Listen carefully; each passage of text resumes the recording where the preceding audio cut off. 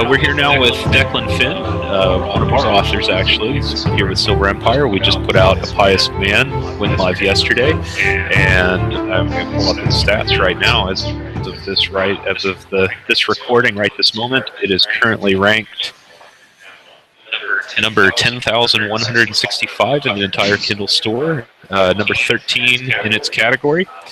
Done pretty well on the launch today. So we'll ask you about that one first. How's everything going with The Pious Man? How are you feeling about how that's set?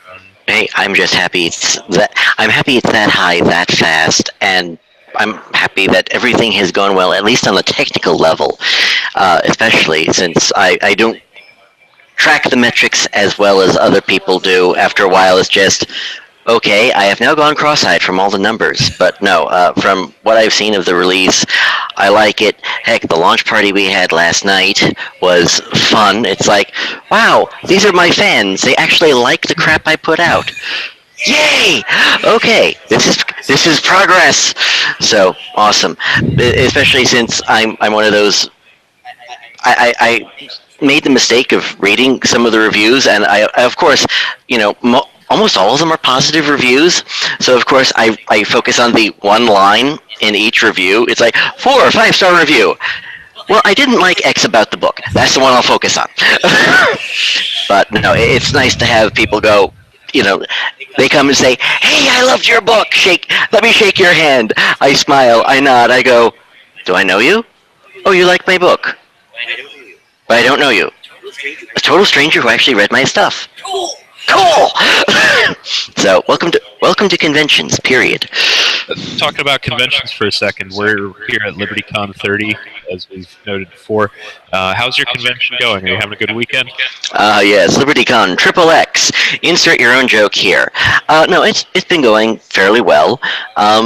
It was actually relatively quiet, and LibertyCon is a lot different from other conventions I have gone to. I'm used to New York Comic Con. I'm used to Dragon Con, where at both locations, if you can get through with a machete, you're probably lucky. You would probably have better luck fending off zombie hordes than people at either event. This tops out at 850 people or so. So this for me is a nice, small, intimate little convention. And half the time I spent just, okay, I'm going to stand in the hallway for 5 minutes and get some water.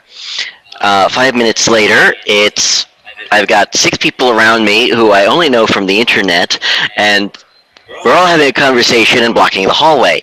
But nobody minds because everybody else does that too. Yeah, our experiences with Dragon Con as well, mostly prior conventions, and it's a completely different beast. You're laughing over there because you're well aware it's just a different world entirely. We've had a good time. What have been the highlights of your convention so far? Best parts of the weekend?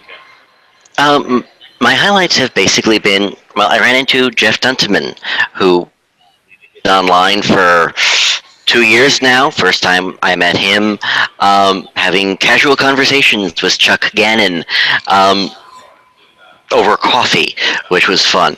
Of course, running into John Delarose for the first time. I've had him on my own podcast, The Catholic Geek, and it's like, wow, this is what he's like in person. Yeah, there is no change from him online. So it's good to meet all these people, put faces to bits of data I have seen, including it's also nice to hang out with people who are weird like me, especially a friend of mine where it's like, I handed out little pocket blades for tchotchkes, maybe an inch long, and one of my acquaintances, Ben Olson, is a knife guy. Literally, he builds his own knives. So, we're by my tchotchkes where I dump them at the dump site near registration, and he's just picking them up and casually sharpening all of them. So it's the people. Yeah, it really is. That's good. Yeah, we were just talking about Dragon Con, and you have a book that you are putting forward for a Dragon Award. Why don't you tell us about that? Oh, Live and Let Bite is book 3 of my Love at First Bite series. Hopefully it'll top out at 4, but most of my books, my entire writing career can basically be summed up by, and then it spiraled. Um, entire quartet was one 500-page novel at one point, and then it spiraled. Yes, it's actually the second sequel. It's book 3 of the series. Book 1 was nominated last year for the Dragon Award, and I did nothing for it. I didn't suggest it. I may have suggested it under the heading of, well, people seem to like it, so you can vote for it here. I thought it was urban fantasy, and I wound up in horror, so I'll smile and nod. It's a nomination. And this year I figured, okay, this time I'm actually going to plan, especially since I've got 3 different novels that are eligible for Dragon Award categories, because I came out with book 2 of Love at First Bite and book 3 within the same eligibility period. So I figured, okay, I'm going to, since I don't want to split the voting, it's, hi, all of my fans, could you vote for this one? If you prefer book number 2 instead, fine. Could you vote for it in another category? But you know, it just pretty much all of it is just suggestions at this point. And in my case, I can easily say, yes, well, of course, Live and Let Bite is the best horror I've read all year because I don't read horror. Sorry, too much of it is nihilistic garbage, and after a while it's like, well, I can either read a book where I want to slit my wrist by the time I'm done, or I can write my own vampire fiction. And, you know, like I said, I would call it urban fantasy, and a lot of stuff blows up, but that's pretty much sums up all of my books, including the ones Silver Empire came out with, A Pious Man.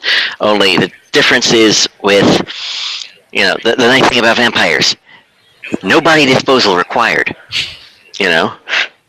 It's like, oh look, we're going to open this book with, you know, a vampire being decapitated by a 50 caliber bullet from a Galil sniper rifle, which is supposed to take out truck engine blocks, and, you know, on a human head, yeah, decapitation, same thing.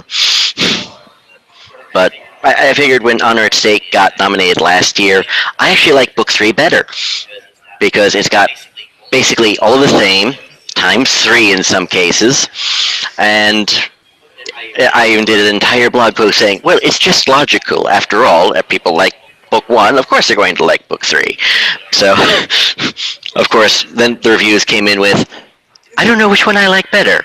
So I was like, okay, I'm going to smile, nod, and here's what you vote for. Enjoy. Here it is also a Happy Frogs recommendation for the Dragon Award. Yes, Happy Frogs. I'm not even sure where to go with that one. It's okay. The frogs are still happy. Is there anything else you wanted to plug or talk about or anything? Well, with A Pious Man, which is one of the few things I couldn't talk about here because, well, I couldn't talk about a lot because I didn't wind up on any panels where it's like, well, could you talk about myth of history, where it's like, that would have been awesome. It's just, hi, here's my book. It's called A Pious Man. It's book 1 of 3. It smashes we're going to smash every myth about the Catholic Church I can squeeze in between gunfire and when things blow up. But that one, again, it spiraled. The Pious Trilogy, as it wound up as, was also one novel with 800 pages. I could take the original manuscript, print out, and hit people with it, and probably be accused of assault with a deadly weapon. But it was fun to write, but it's one of those where it's like, I wish I could have mentioned it here, but the closest we got to history was a panel on the history of vampire romanticism, which couldn't squeeze that one in, but oh well. What are you working on as your next project? Okay, let's run the list. My cover artist Don Witzke and I were working or co-writing or doing something together on a project that's Dark Court, I believe. I don't even remember the title at the moment, which is sad. But book 4 of Love at First Bite is coming out, hopefully, before DragonCon this year of 2017. I've got 3 murder mysteries on the back burner that I'm probably going to resurrect, rewrite, and release, hopefully by the end of the year. I have a space opera series that I'm going to send to Bayan, in part because I like most of Bayan's output, and because I'm going to be busy for the next year and a half anyway, so if they reject me, no harm, no foul, because I'm going to be on... How many books did I conclude? Because I have the 3 murder mysteries, the vampire book that came out in January, the vampire book that's coming out before DragonCon, A Pious Man and A Pious Legacy coming out hopefully in December. So that's 7 books right there. That's not even counting the 4 anthologies I'm working on with the Superversive SF publishing people. 4 anthologies, and I've got a short story coming out in their magazine, which should be in the next few months, and that's just the stuff I can keep track of. So I'm going to be a little busy. Anthology too, right? Yeah, you have one in our superheroes anthology coming later this year as well.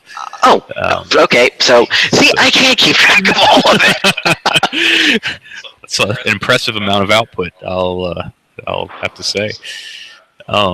That's good. That's a lot to look forward to this year, and we will be looking forward to it, and hope we can see some of that pretty soon. Join us in episode 1.4, where we talk to Don Witzke, who wrote The Path of Angels.